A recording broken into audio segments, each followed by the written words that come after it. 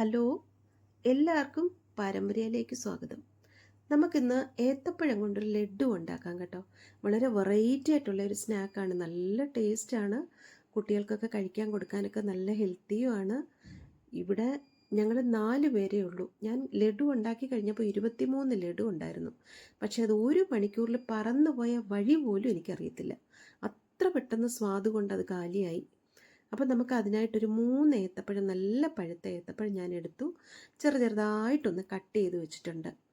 ഇനി ഒരു പാൻ അടുപ്പിൽ വെച്ചിട്ട് ഒരു 2 സ്പൂൺ നെയ്യ് ഒഴിച്ചതിന് ശേഷം ഈ കട്ട് ചെയ്ത പഴമൊക്കെ അങ്ങോട്ടൊന്ന് ഇട്ട് കൊടുക്കുക. അത് മീഡിയം ടു ലോ ഫ്ലെയിമിൽ വെച്ചിട്ട് നന്നായിട്ടൊന്ന് വഴറ്റിയെടുക്കുക പഴം.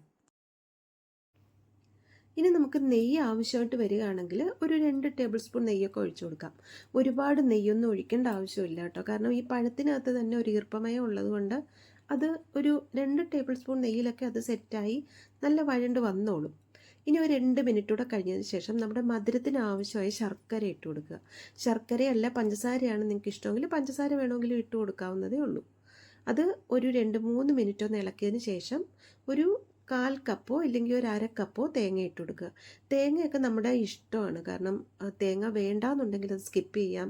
ഇല്ല അല്പം കൂടുതലിടണമെങ്കിൽ കൂടുതലിടാം, കുറച്ചിട്ടാൽ മതിയെങ്കിൽ കുറച്ചിടാം. അതൊക്കെ നമ്മുടെ ഇഷ്ടത്തിനനുസരിച്ച് നമ്മൾ ഇട്ട് കൊടുക്കാവുന്നതേ ഉള്ളൂ.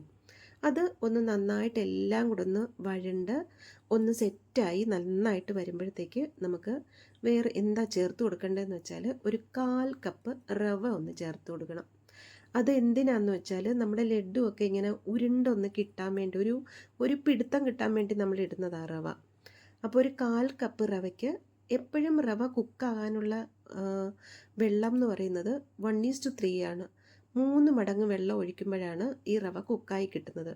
അപ്പം ഞാൻ ഈ 1/4 കപ്പ് റവയ്ക്ക് വേണ്ടിയിട്ട് പാലും വെള്ളവും കൂടെ ചേർത്താണ് 3 മടങ്ങാക്കി ഒഴിച്ചിരിക്കുന്നത്. കപ്പിൽ ഏകദേശം 1 കപ്പോളം പാലും ഒരു 1/4 കപ്പ് വെള്ളവും കൂടെ ഒഴിച്ചു കൊടുത്തിട്ടുണ്ട്.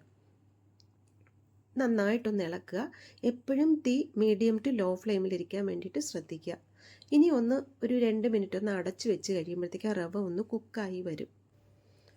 ഇപ്പോൾ റവയൊക്കെ ഒന്ന് കുക്കായി വന്നിട്ടുണ്ട്. അതേ കണ്ടില്ലേ, നല്ല കട്ടിയായിട്ട് നല്ല ഇളക്കി നല്ല ഒരു ഹൽവ പരുവത്തിനൊക്കെ ആയി വരുന്നുണ്ട്. പെട്ടെന്ന് തന്നെ ആവും കേട്ടോ. നമ്മൾ വിചാരിക്കും ഇത്രയും കട്ടിയാവാനായിട്ട് ഒരുപാട് നേരം ഇളക്കണം. ഒന്നും വേണ്ട, പെട്ടെന്ന് തന്നെ ആയിക്കോളും. പിന്നെ നെയ്യ് വല്ലതും നമുക്ക് ആവശ്യമായിട്ട് വരുന്നെന്നുണ്ടെങ്കിൽ അല്പം ഒഴിച്ചു കൊടുക്കുക. ഇതിപ്പോൾ നോൺ സ്റ്റിക്ക് പാത്രം ആയതുകൊണ്ട് ഒട്ടും അധികം നെയ്യൊന്നും വേണ്ടി വന്നില്ല. വേറെ പാത്രമാണെങ്കിൽ ഒരല്പം ഒഴിച്ചു കൊടുത്തോണ്ടാൽ മതി. ഇപ്പോൾ ഇതേ കണ്ടില്ലേ, ഇതുപോലൊരു പരുവത്തിൽ നമ്മൾ കട്ടിയായിട്ട് നമുക്ക് കിട്ടിയിട്ടുണ്ട്. പഴവും തേങ്ങ, ശർക്കര, റവ ഇത്രയും കൂടിയാണിത്. പിന്നെ നിങ്ങൾക്ക് ഏലക്കാപ്പൊടി വേണമെന്നുണ്ടെങ്കിൽ ഇട്ട് കൊടുക്കാം കേട്ടോ. ഞാൻ ഇട്ടില്ല, കാരണം ഇവിടെ ഏലക്കാപ്പൊടി അത്ര ഇഷ്ടമല്ല. ഇപ്പോൾ നമ്മുടെ കൈ കൊണ്ട് ഉരുട്ടുന്ന ഒരു പരുവത്തിന് നമുക്ക് കിട്ടിയിട്ടുണ്ട്. ഇതുപോലെ ഉരുണ്ട് കിട്ടുന്ന ഒരു പരുവത്തിനാണ് നമ്മൾ മാവ് എടുത്തിരിക്കുന്നത്, ആ ഡോ എടുത്തിരിക്കുന്നത്. ഇതുപോലെ ഉരുളകളാക്കി എടുത്തപ്പോൾ എനിക്ക് 3 ഏത്തപ്പഴവും 1/4 കപ്പ് റവയും 1/4 കപ്പ് തേങ്ങയും ശർക്കരയും കൂടെ ചേർത്തപ്പോൾ 23 ലഡു ആണ് കിട്ടിയത്.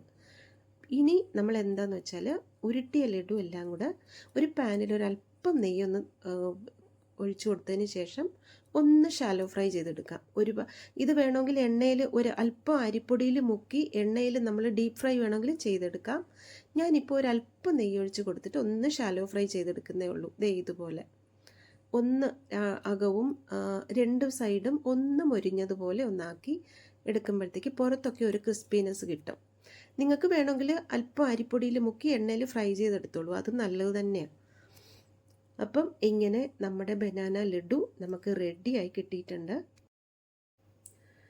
അപ്പോൾ ഇത് നല്ല അകത്തൊക്കെ നല്ല സോഫ്റ്റായിട്ടുള്ള നല്ല ടേസ്റ്റായിട്ടുള്ള ഒരു സ്നാക്കാണ് കേട്ടോ. ഏത്തപ്പഴവും ശർക്കരയും തേങ്ങയും നെയ്യും റവയും എല്ലാം കൂടെ കൂടിക്കലർന്ന ലഡു എന്ന് പറയുന്നത് നല്ല ടേസ്റ്റാണ്. ഒരാഴ്ച വരെയൊക്കെ കേടുകൂടാതെ ഇരിക്കും. പക്ഷേ ഒരാഴ്ച വരെ ഒന്നും നമ്മളെ കൊണ്ട് വെച്ചേക്കാൻ പറ്റില്ല. നമ്മൾ അതിനു മുമ്പേ 1/2 മണിക്കൂറിനകത്ത് വെച്ച് നമ്മളത് കാലിയാക്കും. അപ്പോൾ ഇത് നിങ്ങൾ വീട്ടിലൊന്ന് ട്രൈ ചെയ്ത് നോക്കുക, കുട്ടികൾക്കൊക്കെ കൊടുക്കുക, നല്ല ഹെൽത്തിയുമാണ്. അപ്പോൾ ഇഷ്ടപ്പെടുകയാണെങ്കിൽ ചാനൽ ലൈക്ക് ചെയ്യാനും കമൻറ്റ് ചെയ്യാനും സബ്സ്ക്രൈബ് ചെയ്യാനും മറക്കല്ലേ. ചാനൽ സബ്സ്ക്രൈബ് ചെയ്തിട്ടില്ലാത്തവർ ദയവ് ചെയ്ത് ഒന്ന് സബ്സ്ക്രൈബ് ചെയ്യണമെന്നൊരു ഹമ്പിൾ റിക്വസ്റ്റും കൂടെ ഉണ്ട് കേട്ടോ. അപ്പോൾ വീണ്ടും നല്ലൊരു റെസിപ്പി ആയിട്ട് വരാം.